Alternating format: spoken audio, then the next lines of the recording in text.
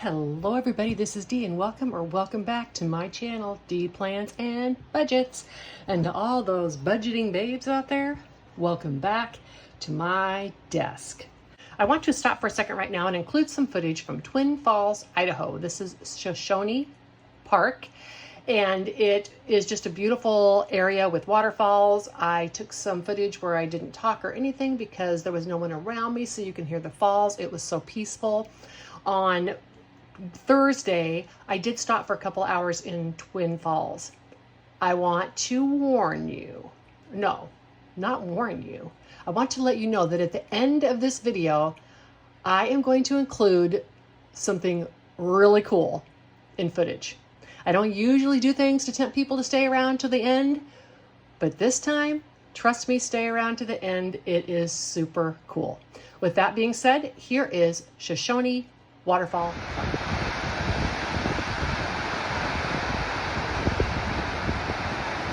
Is there anything more peaceful than listening to the sound of a raging waterfall? I think you can see the rainbow down there. It's absolutely gorgeous. This is Shoshone Falls in Twin Falls, Idaho. I just googled the best falls to see in Twin Falls, and this was the park that was the #1 pick. I love the natural rock surrounding the falls. This is in a canyon, and I'm pretty sure this is Snake River. I will correct that when I go over and read the posters.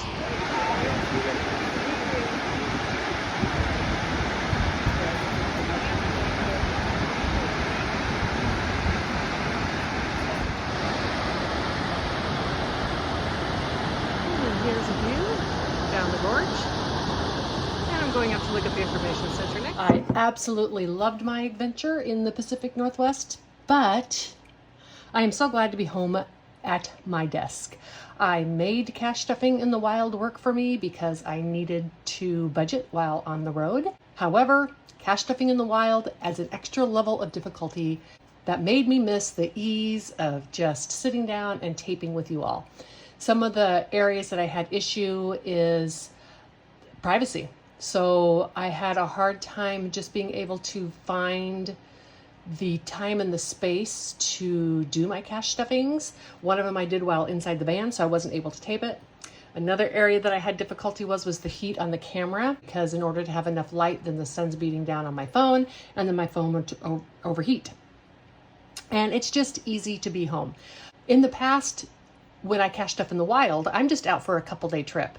And so having to have an additional big bin just of budgeting supplies was also not optimal.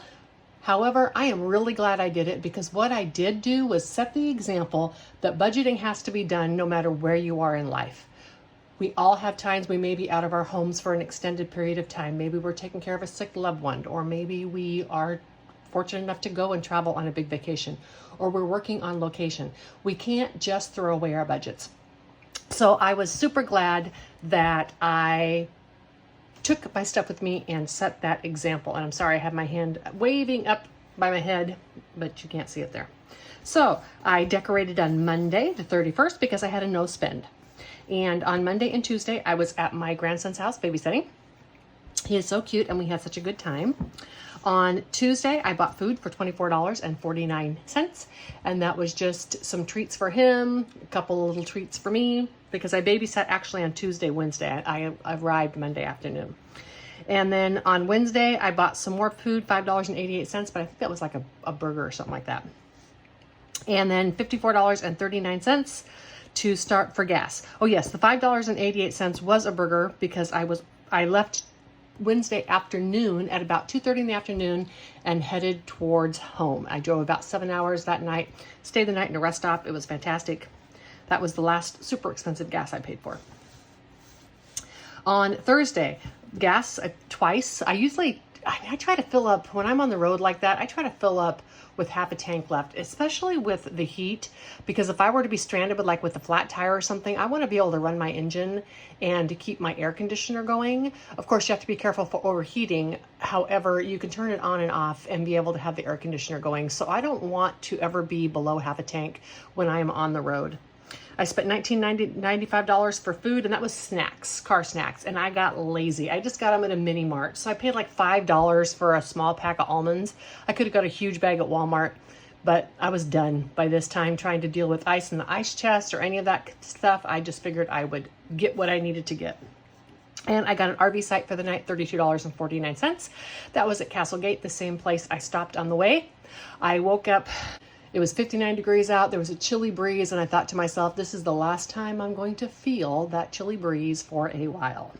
On Friday, I bought more gas, $37.26. I got a room for the night, $90.06, and then I got food for $9.06. I thought that was kind of funny. And this was just a room for the night so I could sleep. However, it was my first night in a regular bed. I actually fell out of the bed. It's like I've been sleeping on a 26-inch wide bed the whole time in my van.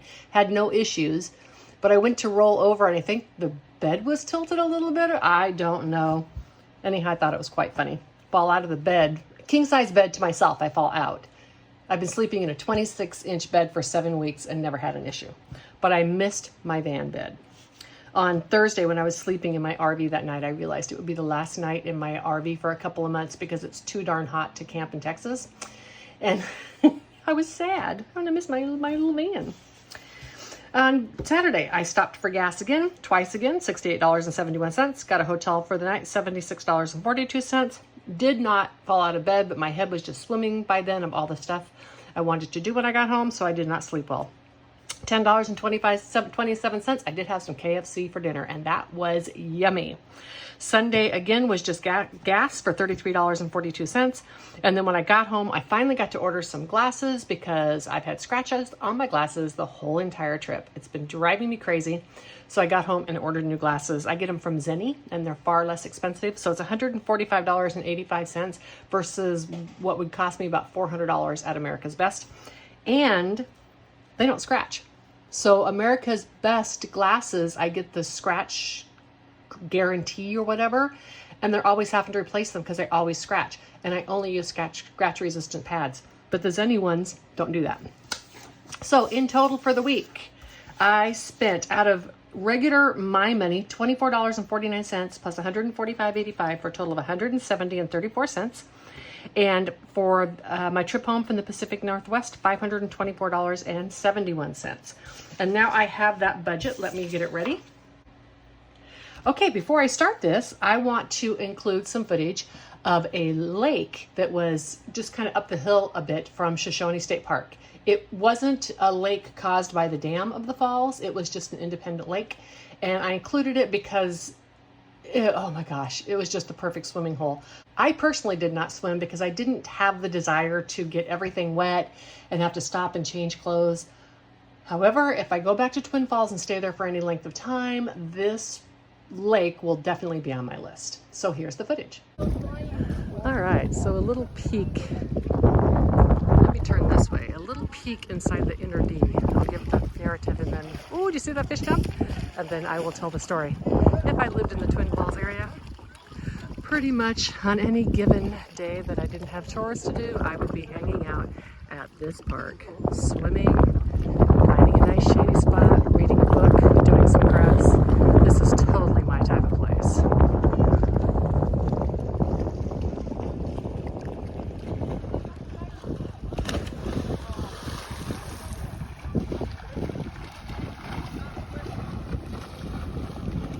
Look at that. It's a diving board. Hardly any places have any place you can dive in anymore. This is free to do so. Again, hang around till the end of this video. Super cool. I'm telling you, it's super cool. All right, now my trip to and from the Pacific Northwest. And I have these broken down by category. So to the Pacific Northwest, and I came back the same exact way. I was debating going around through like Wyoming and Colorado, but there were thunderstorms. I couldn't get reservations anywhere, so I just came home the route that I knew. It's actually the quickest and most direct route. So gas, I spent $296.76 going, and coming home, $280.57. That simply just could be how much gas I had when I started.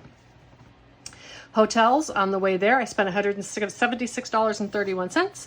On the way back, $166.48.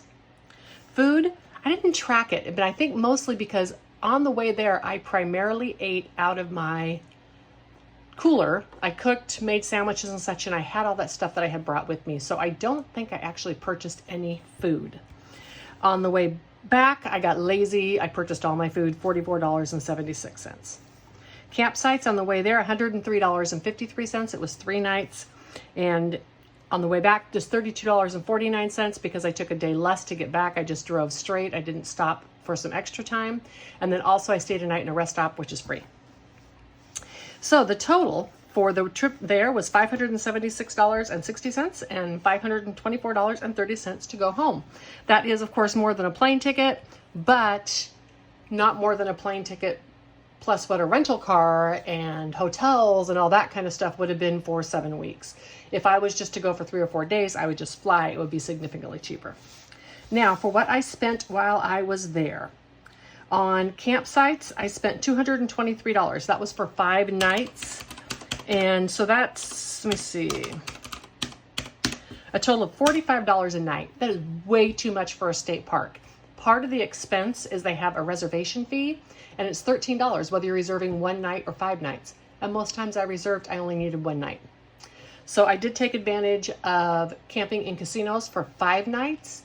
And I think total for the trip, I was down like $200 in casinos. So when you talk about 5 free nights of camping, that's actually a pretty good deal. I had fun, and it's like one casino would take my money, the next one would give it back to me. So that was actually quite a few days in a casino to only be down $200. Gas while I was there was $121.66. That was basically just 2 tanks for the running around while I was there. One ferry ride was $16.55. Some miscellaneous expenses were $50. And so the total was $411.21. The total out of my sinking fund was $1,512.11 for my trip to the Pacific Northwest. I had saved $2,000, so I am under budget, and I will transfer the rest of that to my long-term binder under the Pacific Northwest or my summer trip so that I have it for next year. Now, in addition, for those of you who've been around, you know that I had saved about $700. Well, I saved $850 to take with me just to blow. And that comes from money that I take out each week in cash just to spend. My walking around money, so that I call it. I take $200 a month. I said week earlier, I'm sorry. But I take $200 a month. About 100 of that I actually just blow on whatever I want. Quite often, tips, don't want to use my credit card, want to buy a soda at the convenience store or something like that. And then the other $100 I almost always use on savings challenges. And I did that for the trip to the Pacific Northwest. I spent about 6 months saving. And because that money came from money that I never track, I didn't necessarily try to track it while I was there. I did go to the water park, but that was credit cards, so I transferred some of that. I had to buy ice almost every day. That was like $150 just in ice. I didn't track it. I took it out of that money. When we went to Seattle, I bought the ferry tickets for everyone because someone else had bought my big wheel. I spent different monies at the store for the group when I was staying at the homes. And I also spent money on candy and food to bring home. So just that kind of stuff. I specifically did not want to track. On the nights I was at the casinos, I usually bought food at the casinos, because sometimes I didn't gamble at the casino I was at. They didn't have anything I wanted to do. But since I was staying there, I wanted to support them. So I usually bought a meal. When I was watching Babe Ruth, I gave a donation. So just stuff like that I didn't have to track. That was the whole idea of it. All right, so the teaser for the end of this video. There is a place in Twin Falls. I think it's Perrin, might be Pyron. It's a bridge. So this is supposedly the other see area in Twin Falls. It's either Perrine or Perrin Bridge. And this is the valley leading off of it. I'm going to show you the bridge in a moment, but from what I've heard, it is a bridge. It's actually legal to base jump. And there are no base jumpers today. But when I give you a view of it, makes my stomach come up into my throat. Oh, and here we go. I just needed to zoom out. But again, one of the few areas left that it's legal to do that. Crosses the river. And it's one of the few places in the US that you can free base jump. And you can do it without a permit or whatever. And so originally on the first video, I had caught the end of someone's base jumping, but I was turning the camera. It was really weird, so I actually cut that out. But this next one, I was able to see the person from the moment he stood up on the bridge. And it is amazing what he does. And then I was cracking up because these two people came back. I guess they decided they didn't want to go across the bridge. And they came back and they had their packs and everything on. And I just started laughing because they were both wearing helmets. And I thought to myself, you're jumping off a bridge and free falling and hoping this parachute's up. I don't think a helmet is going to save you. You can see him standing on the edge. Right there. Here we go. He's going for it. Oh my God. Oh my gosh. Ah! Oh my God. Wow. Wow. I hope you all have a wonderful week. I'm going to get this posted today on Monday. I am glad to be home, excited to be home. I've got a bunch of stuff going on. I'm going to do some stuff with my binders. I'm just going to play with my crafting stuff because I haven't been able to do anything creative. I hope that you have time this week to do something creative as well. Thank you all. Bye.